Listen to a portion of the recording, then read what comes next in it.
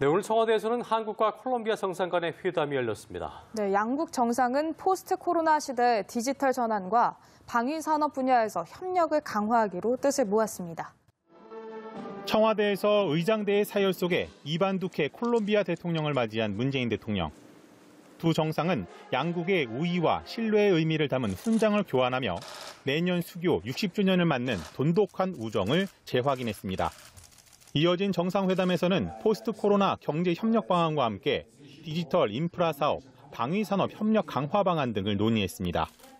콜롬비아는 중남미에서 유일한 한국전쟁 참전국입니다.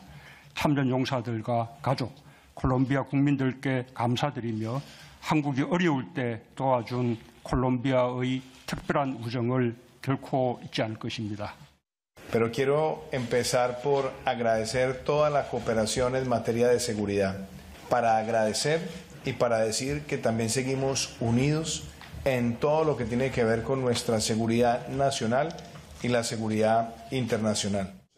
특히 두케 대통령은 한국의 과학기술과 혁신을 통한 발전을 항상 동경했다며 한국 기업과 협력에 기대감을 표했습니다.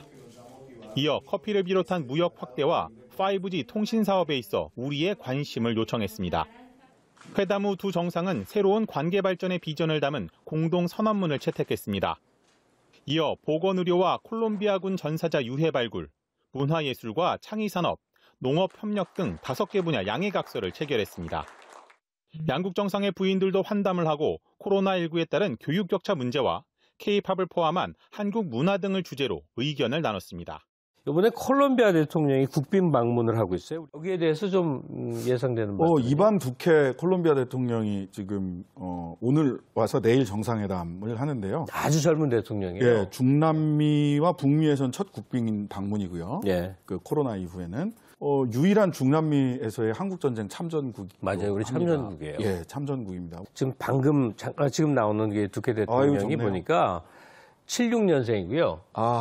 콜롬비아 내 완전 금수저 아들이더만요. 공부 집안도 좋고 미국 유학했고. 근데 보니까 그 콜롬비아가 인구 5천만, 그러니까 우리랑 비슷하면서 여러 가지 그쪽에서 간절하게 우리랑 유대 맺기 원하는 게 젊은 대통령이다 보니까 우리 IT, 뭐 전자정부 이런 거에 대한 의욕이 굉장히 크고 우리는 또 거기랑 교육을 해갖고 사실 이제 몇몇 주요 국가만 할 수 있는 체력을 우리가 넘어섰잖아요. 갖고 있죠. 건설이나 IT 부분에서는 그쪽에서도 원하고요. 사실은 이 국빈 방문은요, 우리 문재인 대통령이 초청을 해서 오는 건데 6월 달로 시계를 돌려보면 한 스페인 정상회담이 있었죠.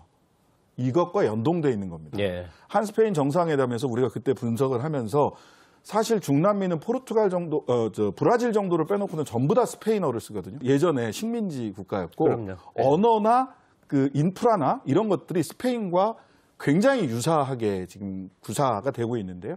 이때 건설과 인프라, IT 인프라 이런 부분들을 스페인과 협력하기로 했고 왜 협력하기로 했냐 하면 중남미 시장으로 진출하기 위한 하나의 교두보였던 겁니다.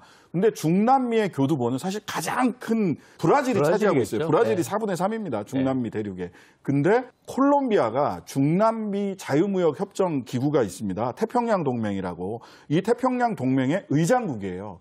그래서 우리나라가 태평양 동맹에 참여를 하려고 합니다. 태평양 동맹에 참여를 하게 되면은요, 자유무역 협정, 즉 칠레나 멕시코와 우리나라가 자유무역 협정을 맺었던 것 같이 중남미의 태평양 동맹 국가 전체와 자유무역 협정을 체결하게 되는 효과를 갖고 있거든요. 그러니까 명분도 있지만 뭐 참전국이고 이런 명분도 있지만 실질적으로는 스페인을 거쳐 중남미 외교, 태평양 동맹 국가들 전체와 경제적인 협력 관계를 긴밀히 하는 교두보를 콜롬비아 대통령과의 정상회담에서 만들겠다라고 하는 목표를 가지고 있다. 이렇게 보시면 될 겁니다. 그래요. 한국 정부가 전 세계로 뻗어가면서 여러 가지 이 사업을 펼치는 과정 중에 중남미에서 영토 확장을 하는 모습을 또 내일 한 콜롬비아 정상회담을 통해서 볼 수 있을 것 같습니다.